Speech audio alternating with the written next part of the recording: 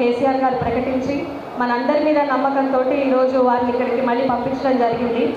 అయితే నేను ఒకటే కోరుకుంటా ఉన్నాను, మనకిప్పుడు ఉన్నటువంటి సమయం ఏంటో మనందరికీ తెలుసు. ప్రభుత్వం వస్తుంది అనుకున్నాం, రాలేదు. కానీ ఎవరు ఆధారపడాల్సిన అవసరం లేదు.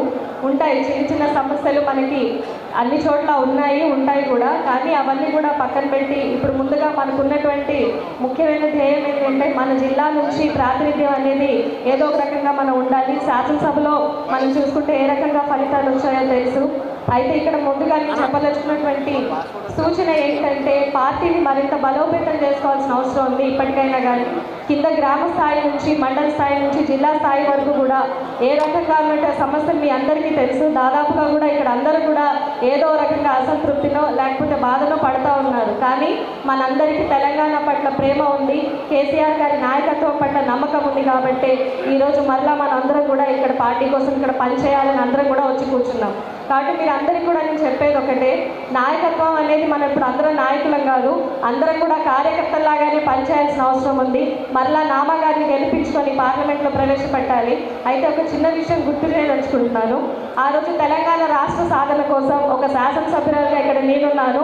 అదేవిధంగా నామా నాగేశ్వరరావు గారు కూడా అక్కడ పార్లమెంట్లో మన శాసనసభలో తెలంగాణ బాణిని గట్టిగా వినిపించి రాష్ట్ర స్థానంలో తన యొక్క చెరగని ముద్రను వేసుకున్నటువంటి ఒక మంచి నాయకుడు.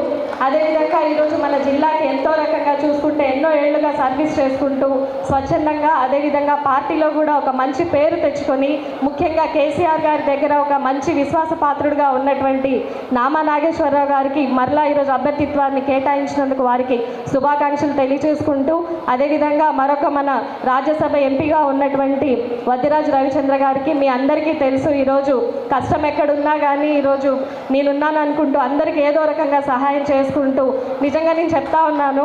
ఎందుకంటే నేను కూడా చాలా అనుభవంతో ఎక్కువ లేకపోవచ్చు కానీ బట్ నేను చూస్తున్నంత వరకు అయితే ఒక మంచి గ్రౌండ్ లెవెల్ నుంచి వచ్చి మన సమస్యలన్నీ కూడా తన సమస్యలుగా భావించి మేము కూడా 2-3 సార్లు వెళ్తే కూడా చాలా చక్కగా రిసీవ్ చేసుకొని మాకెంతో సహాయం చేశారు ఎంపీ గారు. కాబట్టి వారికి కూడా కృతజ్ఞతలు తెలియజేసుకుంటూ వారి మీద ఇప్పుడు 2 రకాలుగా బాధ్యతలు ఉంటాయి.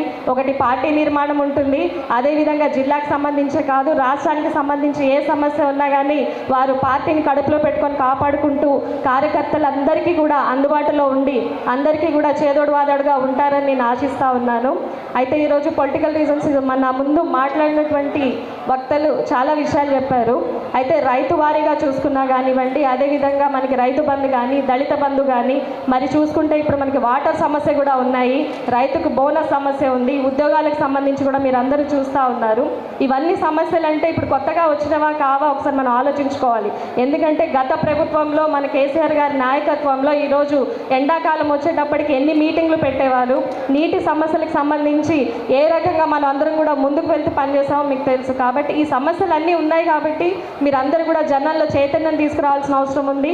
ఇక్కడికి వచ్చినటువంటి ముఖ్య నాయకులు అందరూ కూడా మళ్ళీ గ్రామ స్థాయికి వెళ్ళి మీరందరూ కూడా మంచిగా అందరినీ కలుపుకొని వెళ్ళాలని, పార్టీని మరింత బలోపేతం చేసుకుంటూ ముందుకు వెళ్ళాలని కోరుకుంటూ ఈ అవకాశం ఇచ్చినటువంటి మధు గారికి ధన్యవాదాలు. నేను సమయం ఎక్కువ తీసుకున్నానని మీరు అనుకోవచ్చు, కానీ రేపు మహిళా దినోత్సవం, మీరు ముందు మహిళలకి ఇస్తే చాలా బాగుండేది. మా ఆశీర్వాదం ఎప్పుడు సార్కి ఉంటుంది, పార్టీకి ఉంటుంది.